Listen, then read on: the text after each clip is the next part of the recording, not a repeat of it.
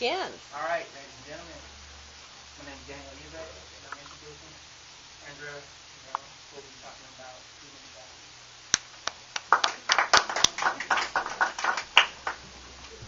Okay, so firstly, before I start, I want to tell a story that a woman I met a couple weeks ago told me that really opened my eyes and made me think about a lot of things that I hadn't thought about before. I'm going to call her Ashley. That's not actually her name, but I don't know if she would like me sharing a list with you with her name. But she came to K-State as a freshman in college, and she was like super excited to start going to parties and meet people, and she started talking with her section leader in marching band, and that girl said, hey, like, come to a party with me this weekend, I'll drive you. And so it's after Friday night, she comes to pick her up. My friend Ashley gets in the car. They start driving out of Manhattan, and she's thinking, where are we going? And they end up going to this bar, and her friend drugs her, and then they went to a hotel in Junction City, and she was raped by 6 men like all night. And then when she talked to the police in Junction City, they filed it as a sexual assault, even though on the way out of the hotel room, her friend came into the hotel room in the morning together and said, hey, we're going to leave now. And on their way out, one of the men stopped her and said, hey, are you forgetting something? And handed her an envelope of money.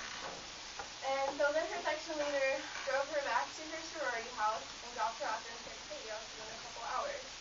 And that woman lives in Manhattan and has a son and does her thing. And my friend Ashley now works to help human trafficking victims and help ensure that this doesn't happen to other people and get the right resources to people that it has happened to. I guess that story really scared me because I realized, whoa, like what if she would have been my friend when I moved here? Like what if I had moved into my house with Ashley's friend and I didn't, and I don't know why, but so that's why I want to talk to you about this today, is because it's a lot closer to home than I realized. Alright, so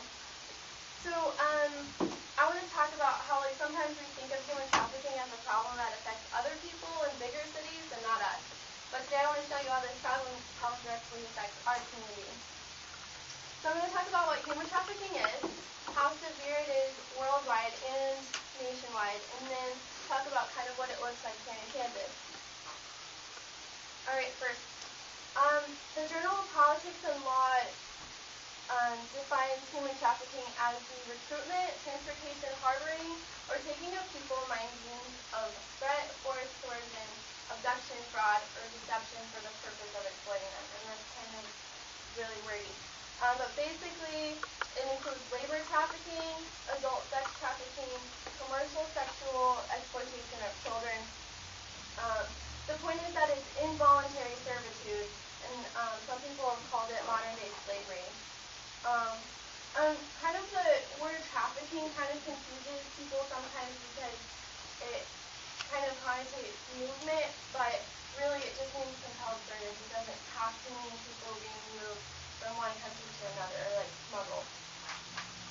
And this can happen in sweatshops, farms, and situations where there's like domestic servitude, as well as people having other people go out and beg or facilitating illegal adoption.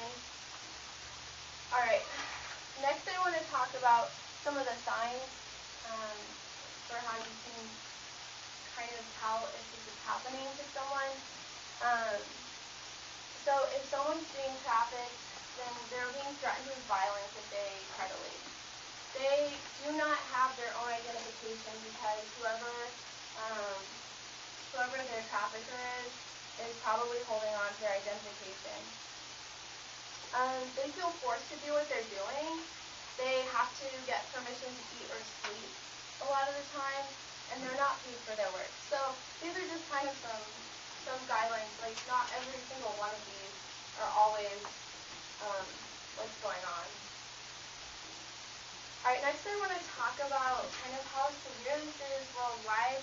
The Polaris Project estimates that there's currently 20 million people who are trafficked in the world, and it's the fastest growing criminal industry, second only to illegal drugs and weapons.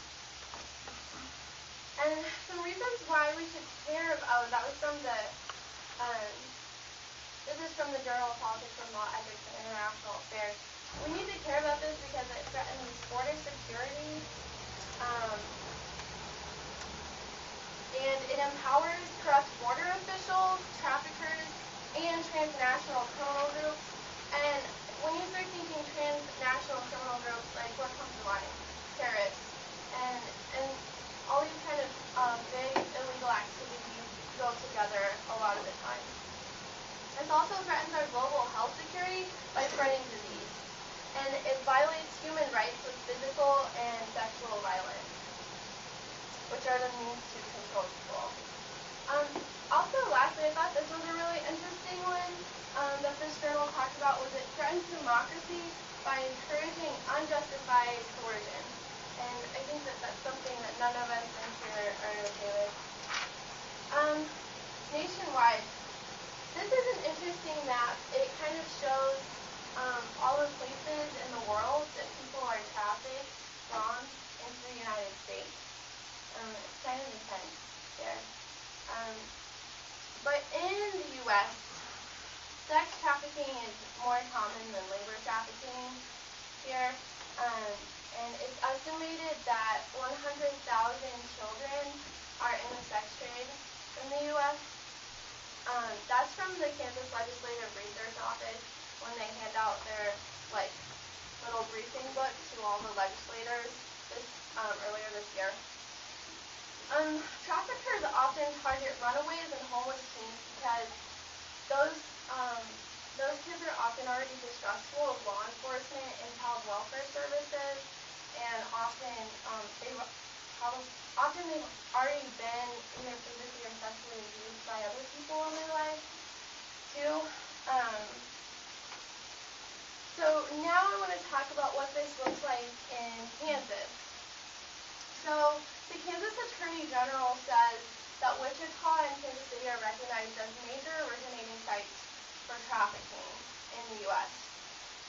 The Wichita Missing Child Report last year said that traffickers pick up runaways within their first 48 hours of being on the street, and within 72 hours, they're often transported to Dallas or Chicago. So that's really fast.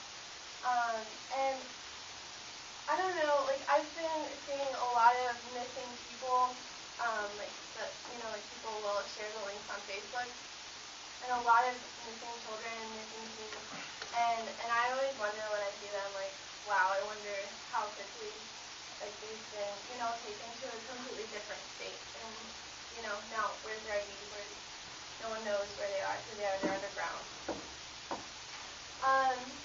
But also, so that's kind of what sex trafficking looks like in Kansas, but also there's been lots of situations where there's forced labor on farms and food processing plants here in Kansas, and the cities of El Dorado, Garden City, Newton, and Manhattan have provided resources to victims within their communities. I think it's 2010 it was, and that information was from the Kansas Legislative Research Office. So, I did want to talk more about the laws in Kansas today, but they're kind of really confusing to read through and figure out exactly what they're talking about. So I didn't really get a chance to do that, but that's something I'd like to do in the future. I kind of feel like today I just kind of threw a bunch of facts at you, and they don't really have a lot of maybe weight without a story behind them. So that's why I felt like it was really important to talk to you about my friend's story that happened here in Manhattan a few years ago. I also would really encourage you to look up stories yourself and read about, like, like what different people experience and why and what happens to them afterwards. And there's lots of really cool organizations that are kind of starting to form in Kansas.